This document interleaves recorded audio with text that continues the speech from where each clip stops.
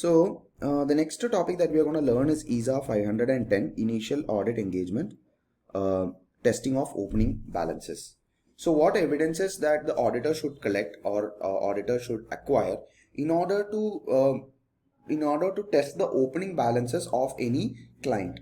Why do we have to test the opening balances? Won't that be tested during the last year's closing balance? Yes, of course. But what if the client is a new client?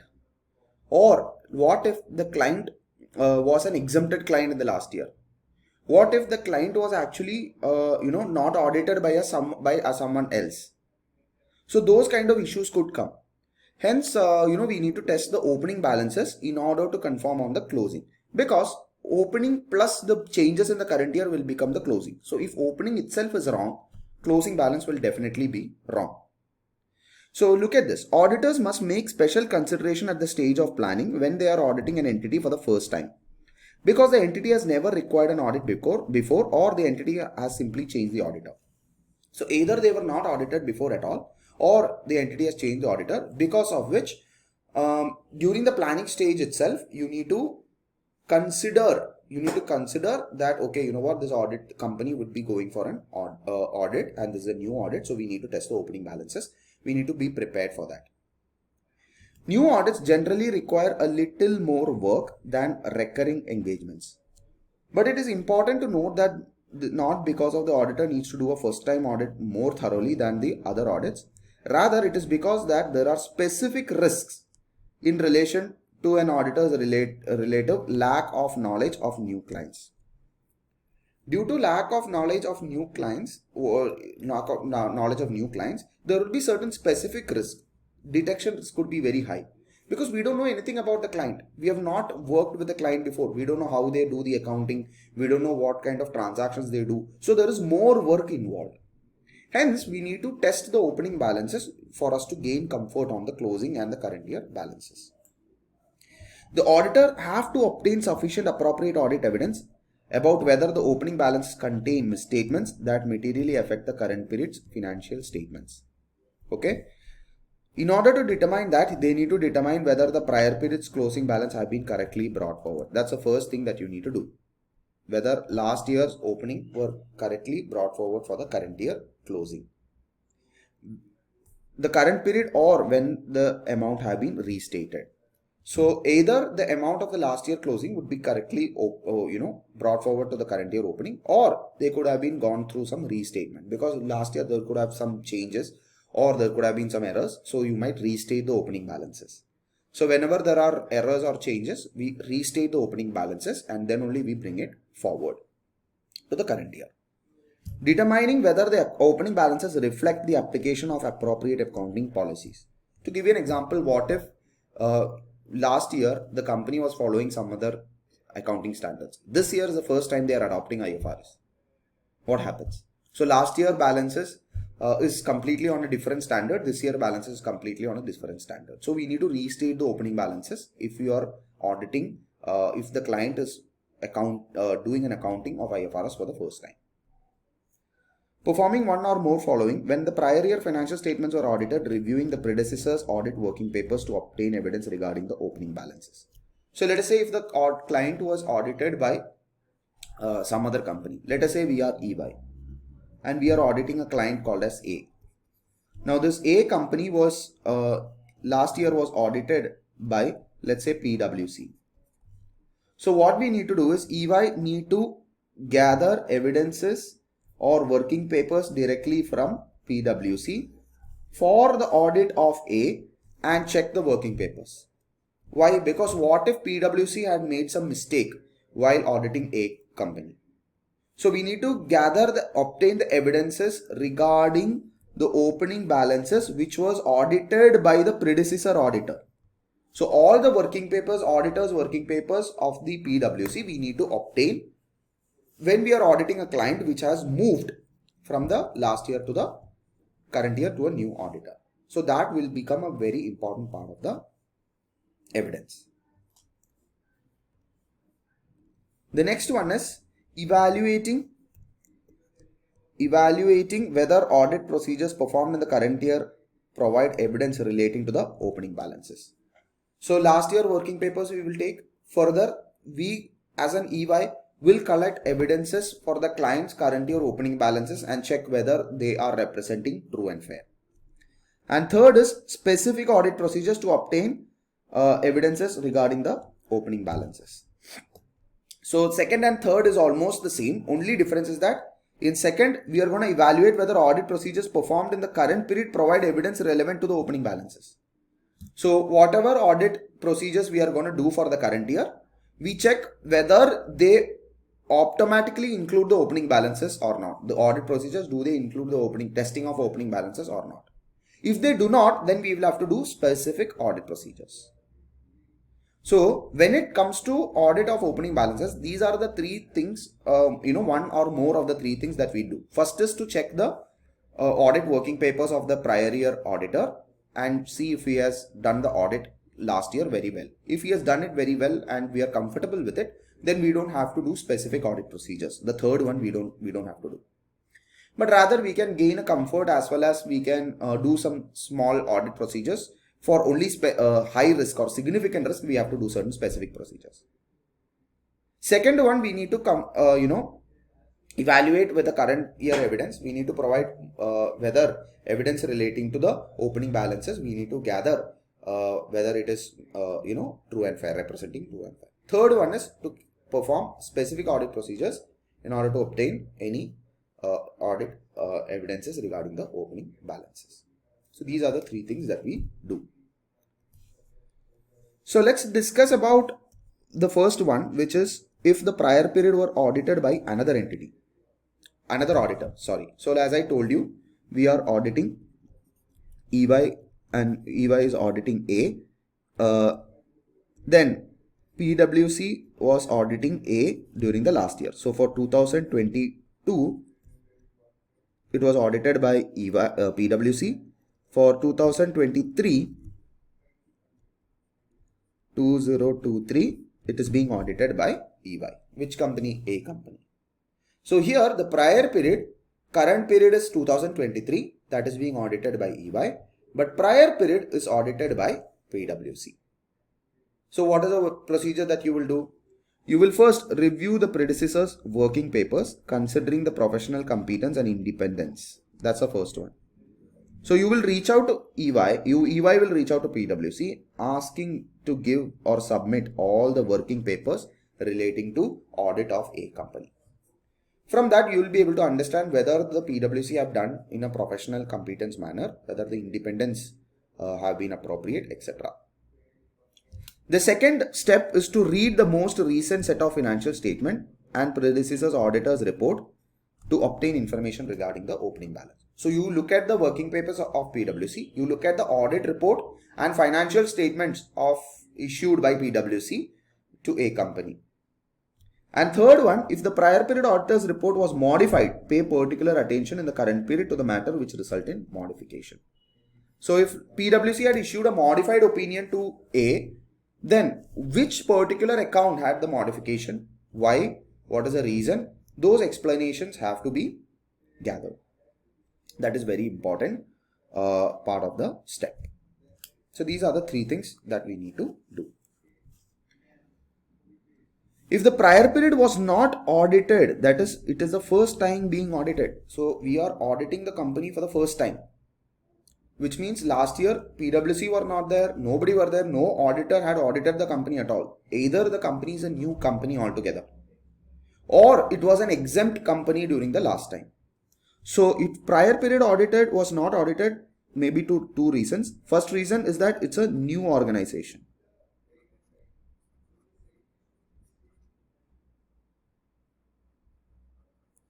New company. Second reason could be is that it was an exempt company. Last year it was an exempt company, exempted. So hence current year you are going to audit it. So in that case, we have to perform audit procedure to obtain comfort over the opening balances. Like first one, collection or payment of opening accounts receivable or payable in the current period. Like last year, we had receivables, payables, etc., which are in the closing balance. This year, have we collected it and we paid for it? That's the first step you do. confirming whether the last year's payables and receivables have been paid and received. That's the first thing. So why? Let's say for example, you have to pay me 100 rupees. So in my account, you will be a receivable, correct? You have to pay me 100 rupees. In my account, you will be a receivable. Okay, so as of 31st December 2022, whoever is watching this video, you have to pay me 100 rupees. So in my books, in Prashant's books, you will be a receivable as of 31st December 22. Let us say on 15th January 2023, you paid 100 rupees to me. You gave me the money back. Now, will you give me this 100 rupees if you are not supposed to give me? Like if you are not supposed to pay me, will you come and give me? You will not give me free of cost, right? You will not chuma give me, oh, Prashant, take this 100 rupees. No, right? Only if you had supposed to give me 100 rupees, where you are in your books, it was a payable to me, to Prashant, only then you will pay me this 100, right? Otherwise, you will not pay me. So, confirmation of the balances can be proven whereby the opposite party, the third party, when they have paid or when they have received the amounts, then also we can prove the confirmation, which is the existence of the balance. So here we are trying to test whether as of 31st December previous year, these accounts receivable or payable actually had existed. So when I am saying in 31st December, there is a receivable from you, auditor will come and try to prove whether that receivable is actually existing or not. So what will they do? On 15th January, you have paid me 100 rupees. They will use that as an evidence, because you will not pay me unless and until you are supposed to pay me before. Unless and until we had agreed that you will pay me 100 rupees later. Only then you will pay me, right?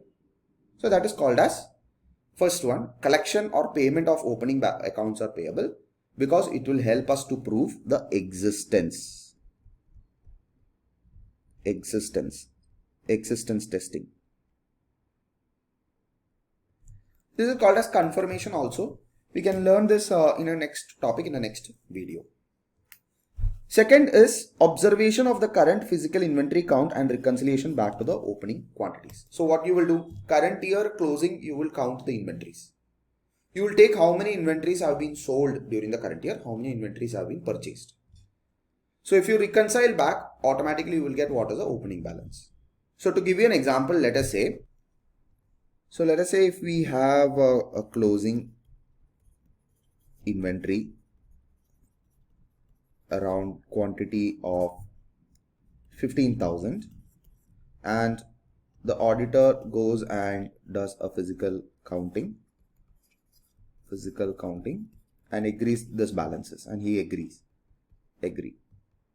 Okay, then what he can do is he can, to this closing balance, he can remove the new purchases for current year.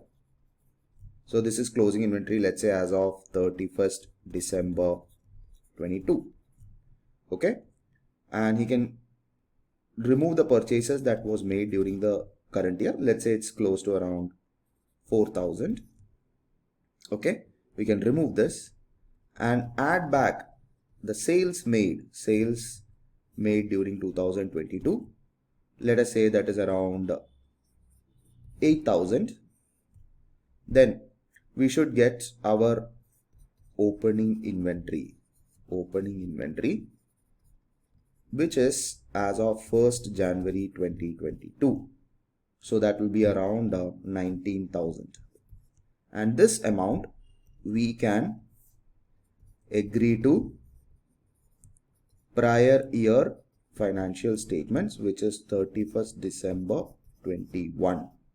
Because this closing inventory should be same. This opening inventory should be same as closing inventory for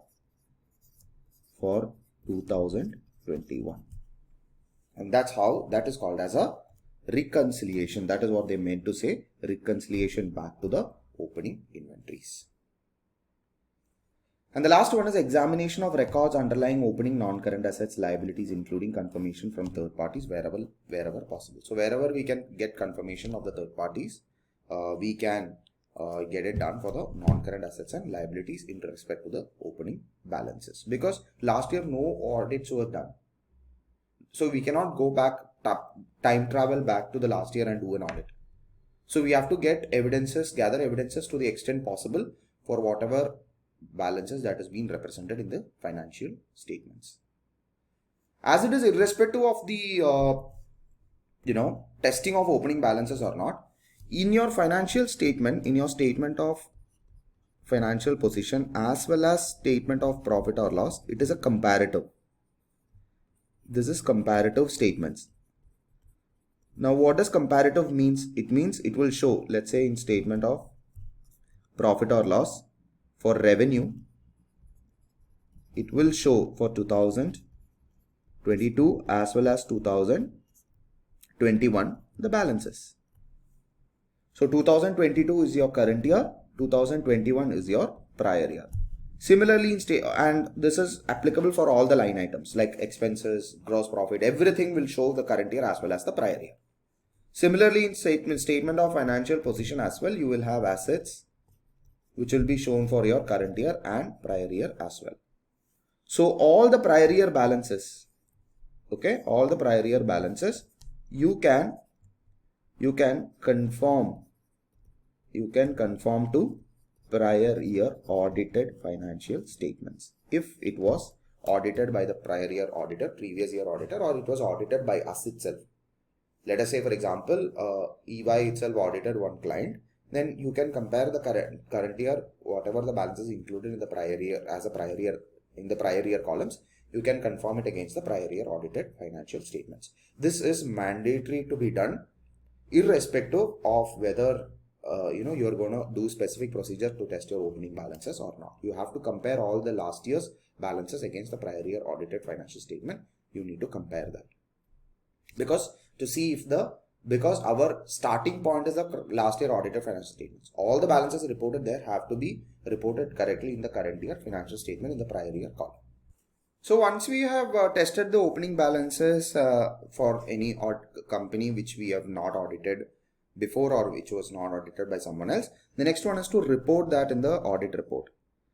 So in auditor's report, then the auditor's report must contain an other matter paragraph. So in auditor's report, there is a paragraph called as other matter paragraph.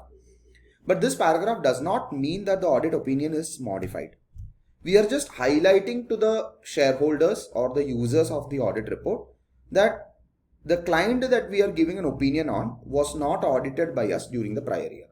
It was audited by someone else, or the client was not audited at all.